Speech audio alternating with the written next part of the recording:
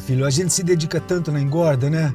Mas na hora da venda pode pôr tudo a perder se vender na hora errada ou por um valor diferente do de mercado. Pai, o aplicativo Agro Brasil veio para resolver isso. Olha aqui.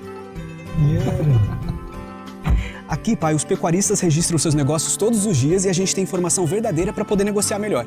Legal. Informação de pecuarista para pecuarista. Isso, e assim todos se ajudam. Muito bom. Baixe agora o app Agro Brasil.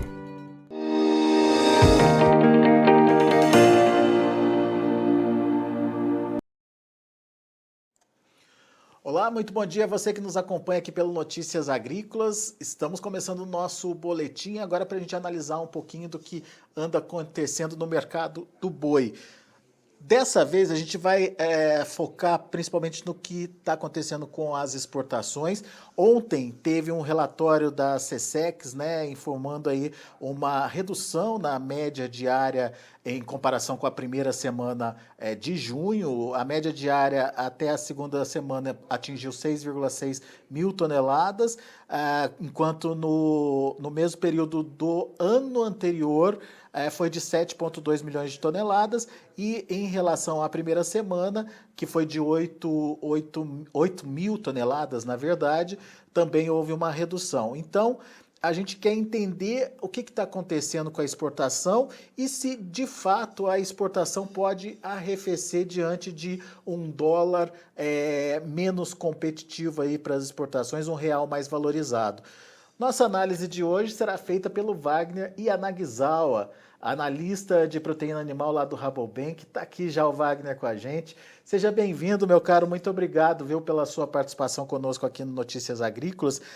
Esse boletim do SECEX de ontem, ele traz alguma preocupação no que diz respeito à demanda internacional pela carne brasileira, carne bovina, obviamente, Wagner? E o que a gente tem que ter em mente quando a gente faz as contas das exportações brasileiras? Seja bem-vindo. Olá, boa tarde, Alexander. Boa tarde a todos que nos acompanham. Sempre um prazer estar aqui com vocês. Bom, de fato, quando a gente olha as exportações parciais desse mês de junho, o grande ponto de clareza que eu acredito que deve estar claro na cabeça, né, de quem está analisando esses dados, principalmente com relação no comparativo anual, né, se a gente for olhar os dados de exportação em junho do ano passado, é que no ano passado, nesse mesmo mês, né, de maio e junho, foi quando teve a retorno das exportações para a China, né? Teve um incremento muito forte na casa dos 30% de um mês para o outro. Então, em junho do ano passado, foi exportado algo em torno de 176 mil toneladas, e em maio a gente está trabalhando com algo em torno de 149, 150 mil toneladas. Ou seja, para a gente conseguir igualar os volumes do mesmo mês do ano passado, a gente teria que ter um avanço aí nas exportações com relação ao mês de maio na casa de 18%. Isso é realmente um avanço muito forte, né? Pelos dados parciais até a segunda semana, a gente vê até uma queda nos embarques médios, como você comentou. Então, eu acho que dificilmente a gente deve bater os mesmos volumes do ano passado, né? Desse mesmo período do ano passado, principalmente num cenário aí de um real um pouco mais valorizado, né? Então, sem dúvida, mesmo pensando num cenário aí de oferta global mais limitada, principalmente pensando no mercado chinês, que é o nosso principal mercado, e a suspensão temporária da Argentina, as questões de oferta acabam sendo um ponto maior de impacto, mas os preços, sem dúvida, vai tirar um pouco a competitividade do Brasil nesse próximo mês. Bom, mas qual é a participação, né, da China nesse processo, Wagner? Como a China tem participado e o que a gente pode esperar da China nesse processo das exportações de carne bovina? Bom, quando a gente olha todos os destinos, os principais destinos da nossa carne bovina, chama a atenção o incremento da participação da importação da China com relação ao ano passado, mesmo período do ano passado, justificando não só o incremento de uma mudança de hábito, né, mais consolidado por parte do chinês para incremento do consumo de carne bovina, mas também todos os desafios com a PSA que a gente tem visto a China passar nos últimos meses, né? Então, isso tem trazido resultado no incremento de 10%, né, no aumento de volumes para a China de exportação, Porém, a gente vê mercados, o segundo e terceiro maior mercado do Brasil, como Hong Kong e Egito, né, tendo reduções aí na casa de 21% no caso de Hong Kong, e o Egito na casa de 56%, né?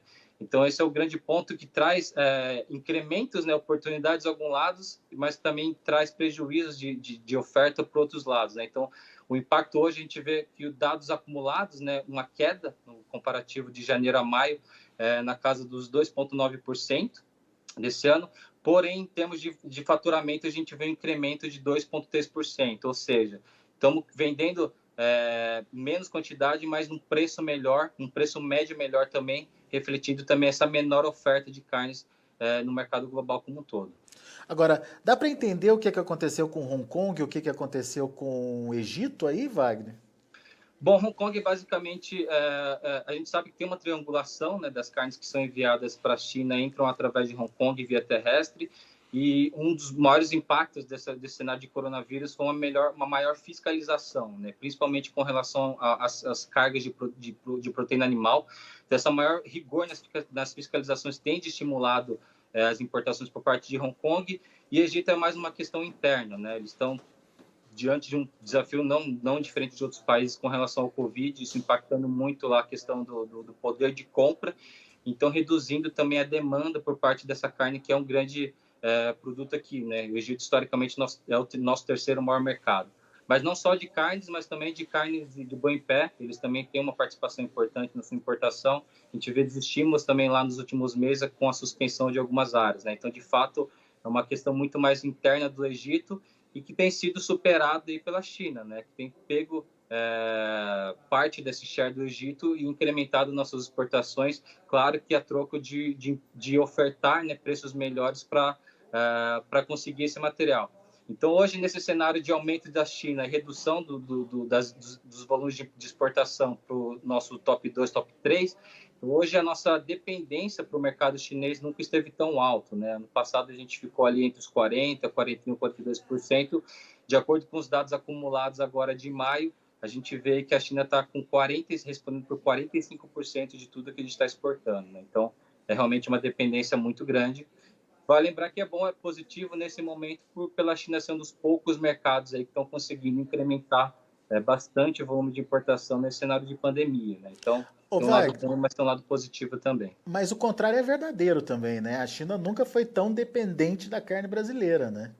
Sem dúvida, sem dúvida. Do mesmo jeito que a China é o nosso maior destino hoje, para o lado do Brasil também, a gente vê que hoje um cenário aí especial, porque o top 3, né, os 3 maiores exportadores de carne bovina para a China são aqui da América Latina, né? O Brasil, o maior também, uma das maiores participações, né, do Brasil nesse histórico dos últimos anos, 40% de todas as importações da China são só aqui do mercado do Brasil, sendo acompanhados logo em seguida pelo mercado da Argentina, 22%, mas vale lembrar que eles devem ter essa queda aí por conta das suspensões, e em terceiro lugar o Uruguai, respondendo aí por 14% dos embarques. Muito bem. Agora, isso significa que a China deve continuar, ou tende a continuar demandando o produto brasileiro, mas tem um novo comprador que está chamando a atenção aí, Wagner. Eu queria que você contasse um pouquinho mais sobre ele e o potencial que esse novo comprador tem aí para alcançar patamares maiores, né? Substituir, inclusive, segundo e terceiro lugar aí na nossa fila de exportação. Perfeito, Alexander. Eu dou destaque para o mercado dos Estados Unidos, né? Um mercado que a gente conseguiu acesso recentemente, apesar de estar aí vários anos, né, nessa busca. E, de fato, um incremento aí de demanda forte nos Estados Unidos nos últimos meses, refletindo basicamente a recuperação das atividades econômicas e o avanço da campanha de vacinação. Exportações também lá estão indo em níveis bem favoráveis. Então, esse incremento aí de demanda para os Estados Unidos, que é um grande exportador, mas também um grande importador, está refletindo aqui no nosso mercado. Os Estados Unidos hoje é o nosso terceiro maior destino, né? Se for considerar os volumes totais, é um incremento aí na casa dos 165%, né? Então, é lógico, né? São 33 mil toneladas, é muito pouco ainda perto do montante que a gente tem enviado para a China nos últimos meses. Mas em termos de volume de destino, já é o nosso terceiro maior mercado e que tende a ter uma demanda aí positiva aí nos próximos meses, né? É isso que eu ia perguntar, tem potencial de crescimento esse mercado, Wagner? Sim, sim, tem um potencial de crescimento nesse mercado, principalmente por conta da Austrália e Nova Zelândia hoje, né? Historicamente, são os dois grandes maiores mercados exportadores para os Estados Unidos, e a Austrália, a gente sabe que eles estão passando num processo aí muito delicado e sensível de recuperação do seu rebanho, depois de alguns desafios climáticos nos últimos 2 anos, né? Então, o principal desafio hoje lá é a recuperação de fêmeas, recuperação da reprodução, da parte reprodutiva, mas, de fato, para esse ano, é um cenário muito limitado de oferta para a Austrália ainda, né? Então, o Brasil entrando direto nesse mercado, principalmente pensando em cortes de dianteiro, que, em tese, é o nosso maior desafio aqui, né? Já que a gente tem aqui no nosso consumo doméstico uma preferência maior por cortes traseiros, né? Então, acaba realmente sendo importante esse casamento aí de demanda e que deve colher frutos ainda nos próximos meses por conta dessa recuperação econômica mais forte nos Estados Unidos aí por conta da vacinação nos últimos meses. Agora, Wagner, imaginando que a China tende a continuar nesse processo de compra, nesse processo firme de compra, imaginando que os Estados Unidos está chegando forte aí também e pode incrementar essas compras do Brasil. E olhando para o cenário atual que a gente tem de oferta restrita de animais, a gente vai ter como atender esse pessoal? Sim, é claro que isso vai ter um preço, né? Sem dúvida, num cenário de oferta limitada a níveis globais, a gente deve ter alguns incrementos de preço aqui por parte dos exportadores, né, para conseguir, mas de fato eu acredito que falta de carne não deva acontecer, não só pela menor share de participação das exportações, mas também porque a gente tem um mercado doméstico ainda que ainda não deu ainda grandes sinais de aceleração, né? A gente vê um cenário mais positivo em termos de crescimento de PIB, que deve resultar em retomada econômica de consumo doméstico também, mas no momento ainda a gente está num momento ainda bastante fragilizado de consumo, né? Então, acredito que isso, lógico, vai ter impactos aí em termos de preços, né? Que devem ter que pagar preços melhores para conseguir essa carne, vai estimular uma competitividade, isso para o Brasil realmente é positivo, mas é claro que os níveis de oferta para esse ano vão continuar limitados ainda, principalmente por conta das abate fêmeas e também essa estação da chuva agora desse ano, que realmente foi bem impactante em termos de engorda de animais a pasto, né? Foi bem menor do que os anos anteriores. Esse incremento no preço da carne vai chegar na arroba também? A gente vê que o preço futuro aí nos próximos meses está passando por até uma pressão de preços, né?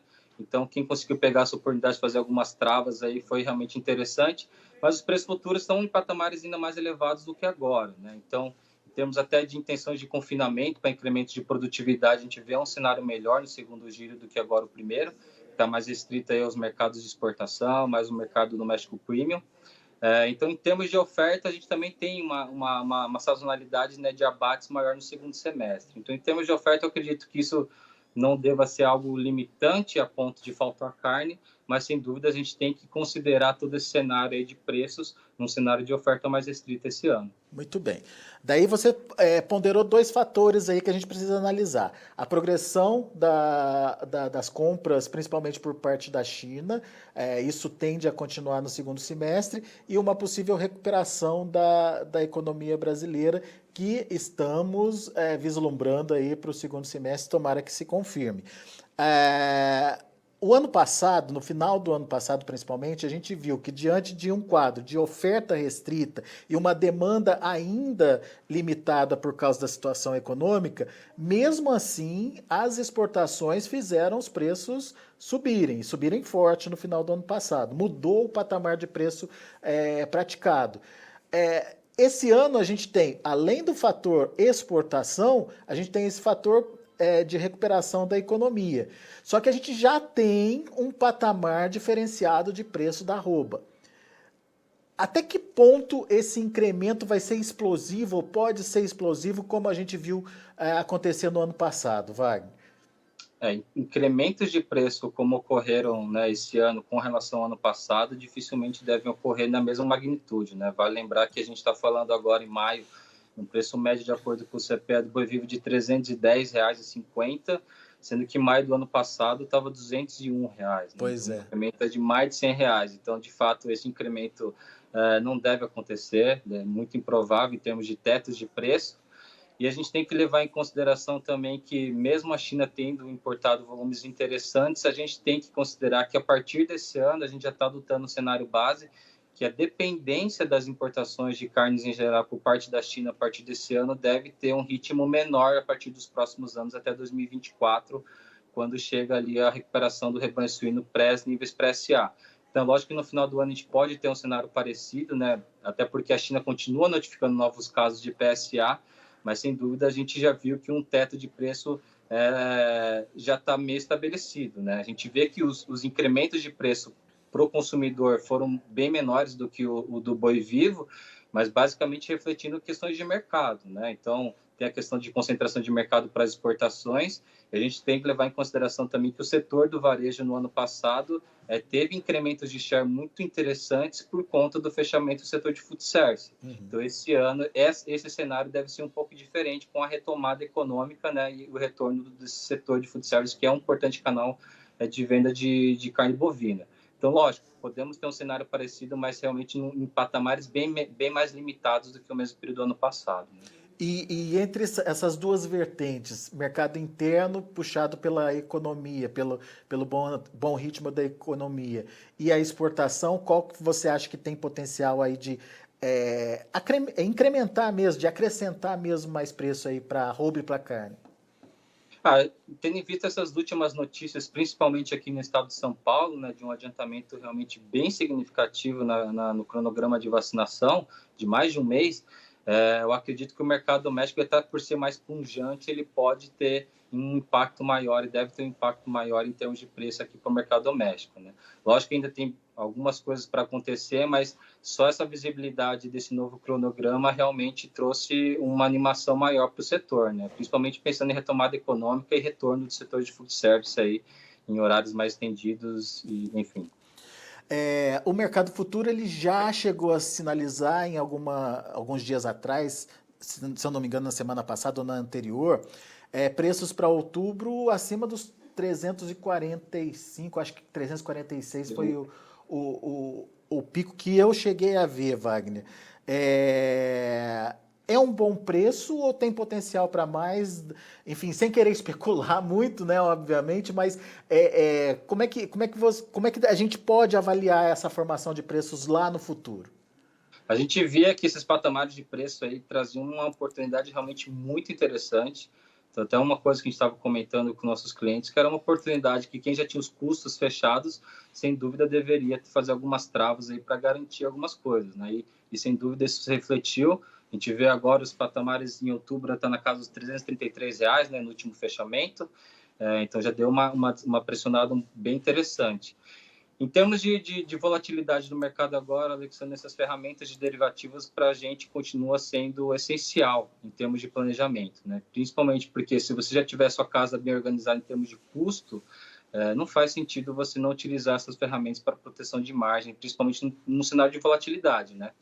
Então, é claro que essas notícias de adiantamento da vacinação pode trazer incrementos em termos de demanda, né? Pode impactar nesse cenário do mercado futuro, mas também não acredito em grandes aumentos acima do que a gente já estava vendo aí há 2-3 semanas, né, atrás. Exatamente, porque tem um teto, né? A gente viu que o consumidor tem um teto e que graças a algumas dinâmicas de mercado, né, como eu comentei anteriormente, foi possível segurar os repasses de preço, porque se de fato tivesse repassado o preço 100% do animal vivo para o consumidor final, sem dúvida, os níveis de consumo teriam sido impactados ainda mais do que a gente está vendo agora, né? Boa, Wagner. Belíssima análise aí do Wagner Yanagisawa, trazendo componentes novos aqui para a nossa discussão, o potencial das exportações, o potencial do mercado interno no consumo de carne para o segundo semestre, com uma possível recuperação econômica, os números da China, que são impressionantes aí, e os Estados Unidos aparecendo como um importante comprador da nossa carne bovina também. Novidades muito importantes e expressivas para serem colocadas nas nossas análises diárias, portanto. Agradeço muito, viu, Wagner, a sua participação e sempre trazendo novidade aqui para a gente. Volte sempre, meu amigo. Eu que agradeço o convite, Alexandre. É sempre um prazer e até uma próxima. Até a próxima. Tá aí Wagner Yanagisawa do Rabobank aqui com a gente no Notícias Agrícolas. Vamos rapidamente aos preços, porque na sequência tem João Batista com tempo e dinheiro. Vamos lá. Boi gordo na B3, junho, R$ 318,70, alta de 0,09%. Para julho, R$ 324,55, alta de 0,08%. Outubro, R$ 329,30, subindo 0,27%. E o dezembro, R$ 330, sem alteração em relação ao fechamento anterior. Indicador CPEA, R$ 319,45, também sem alteração em relação ao fechamento anterior. São os números de hoje do mercado do boi. A gente fica por aqui. Agradeço muito a sua atenção.